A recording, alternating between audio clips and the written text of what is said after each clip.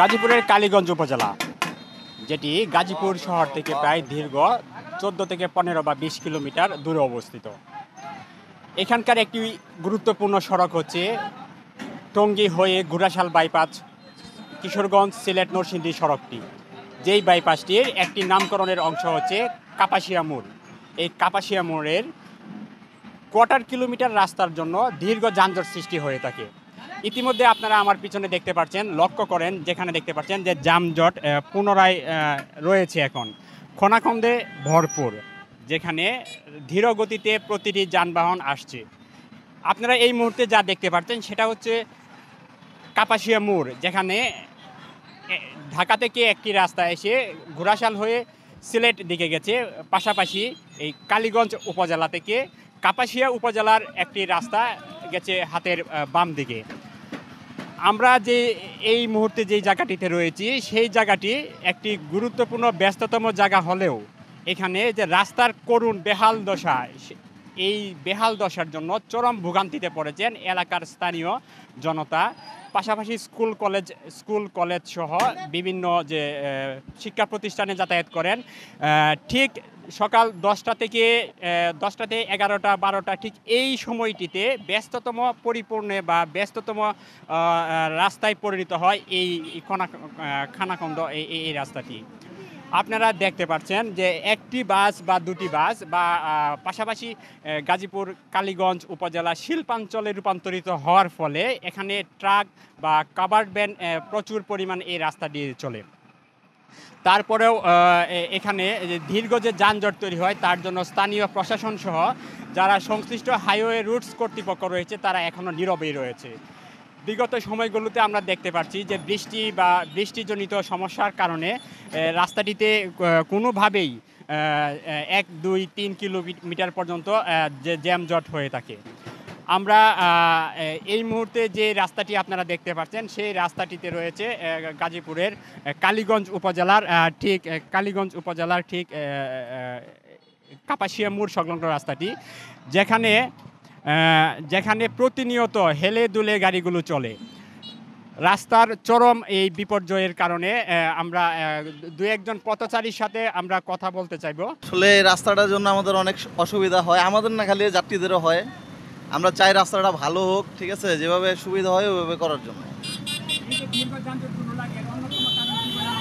অন্যতম কারো অটো আছে, ঠিক আছে, রাস্তাগুলো যখন আপনার গাড়িগুলো আস্তে আস্তে যায়, অটোগুলো ডান দিক থেকে আইসে আরো বেশি জ্যামগুলো বাজে।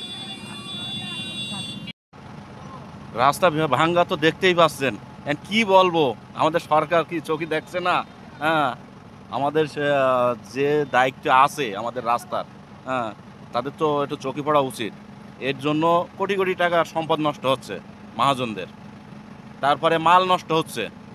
এই রাস্তা যেই খারাপ, কালীগঞ্জের রাস্তা মানে কাপাসিয়া রোডের রাস্তা এত খারাপ যে এই গাড়ি চালাইতে গেলে পয়লা জায়গা কাইতে জায়গা মানুষের ব্যথা পায় এবং চাক্কা চক্কা খুলে যায়। এই অবস্থা এই কাপাসিয়া রোডের। এটা আপাতত রাস্তা ভালো করে মেরামত করার জন্য আমরা আবেদন করতেছি। আমরা গাড়ি চালাইতে পারতেছি না, এই রাস্তাটা ঠিক করতে হইব। ঠিক না করলে আমরা সমস্যা করে দিতেছি, গাড়ি অনেক নষ্ট হয়ে যেতেছে। এই অবস্থা আজকে প্রায় ধরেন 1.5-2 মাস ধরে হয়েছে এই অবস্থা। এই কাপাসিয়া রোড, কালীগঞ্জ কাপাসিয়া রোড প্রচণ্ড ভাঙা, এখন ইদানিং আরও ভাঙা হয়ে গেছে। এখন হচ্ছে বৃষ্টির সময় হলে এই যে আমরা বাইক নিয়ে চলাফেরা করি বা এই যে গাড়ি, এটা সম্পূর্ণ রিস্ক, যে কোনো সময় উল্টা দিতে পারে। কয়েকদিন আগে একটা অটো আমার সামনে পড়ে গেছিল, যাত্রীও ব্যথা পাইছিল। তো আমি সদরে আবেদন করবো যে উপজেলা যারা নির্বাহী যারা আছে, রাস্তাটা মেরামত, বিশেষ করে এই জায়গাটা যেন একটু ভালোভাবে খেয়াল সহিত দেখে যেন এটা নির্মাণ করতে পারে। আমরা এখানে স্থানীয় কয়েকজন মানুষের সাথে কথা বলে জানতে পেরেছি যে এই রাস্তাটির স্থায়ী সমাধান চান তারা। স্থায়ী সমাধানটা আসলে কীরকম হতে পারে সেই বিষয়ে আমি দু একজনের সাথে কথা বলেছি। সেই বিষয়টি তারা জানতে চান বা সেই বিষয়টি তারা ভাবছেন যে এখানকার যে পিচ ঢালাইয়ের মাধ্যমে যে রাস্তাটি দেওয়া হয় বা ঢালাইয়ের মাধ্যমে যদি এই রাস্তাটি করা হয় তাহলে হয়তোবা এখানে স্থায়ী সমাধান আসতে পারে। এই রাস্তাটা দীর্ঘদিন যাবতীয় অসুবিধার মধ্যে আছে, জনদুর্ভোগ যেটা বলে প্রকাশ করা যায় না। এলাকার রুগী বলেন, বৃদ্ধ বলেন, সবাই খুব স্বস্তির মধ্যে আছে। এই রাস্তাঘাটের অবস্থা খুবই জাম লেগে থাকে। এই রাস্তাটা বারবার সংস্কার করা হয়, কিন্তু আজও পর্যন্ত স্থায়ী কোনো সংস্কার হয় নাই।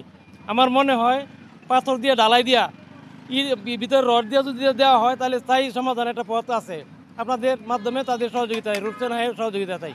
অনেক দিন যাবত এখানে জাম সৃষ্টি হয়, অনেক মানুষ আসে কিন্তু অনেক বিধ্বস্ত হয়ে যায়।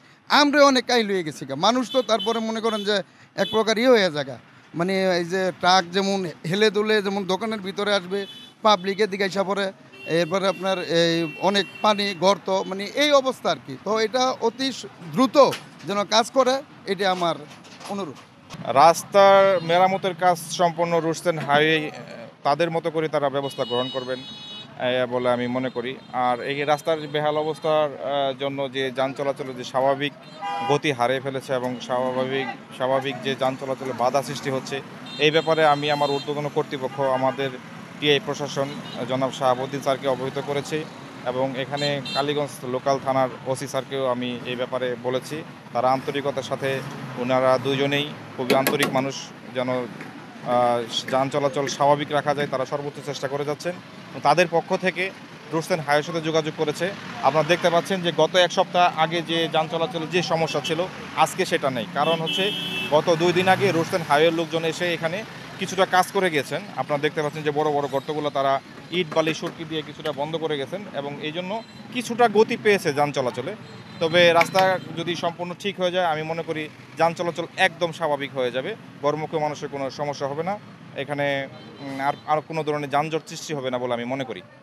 পাশাপাশি রাস্তার দুই পাশের যে স্থাপনাগুলো রয়েছে, যদি সেই স্থাপনাগুলোকে যদি নিরাপত্তার সহিত রাখা যায় এবং যে দোকানগুলো রয়েছে সেই দোকানগুলোকে যে যারা ব্যবসা করছেন তাদেরও জানমালের একটা নিরাপত্তা সহকারে এখানকার যে পরিবেশ রয়েছে সেখানে করে দেওয়ার জন্য তারা জোর দাবি জানিয়েছেন। ঘোড়াশাল যে ব্রিজ রয়েছে সেই ব্রিজের বিভিন্ন অংশ জুড়ে রয়েছে এই ছোট ছোট করে গর্ত, যেখানে মরণ ফাঁদ নামে একটি বিষয় জড়িয়ে আছে। গাজীপুরের কালীগঞ্জ থেকে এই ছিল আমার কাছে সর্বশেষ তথ্য।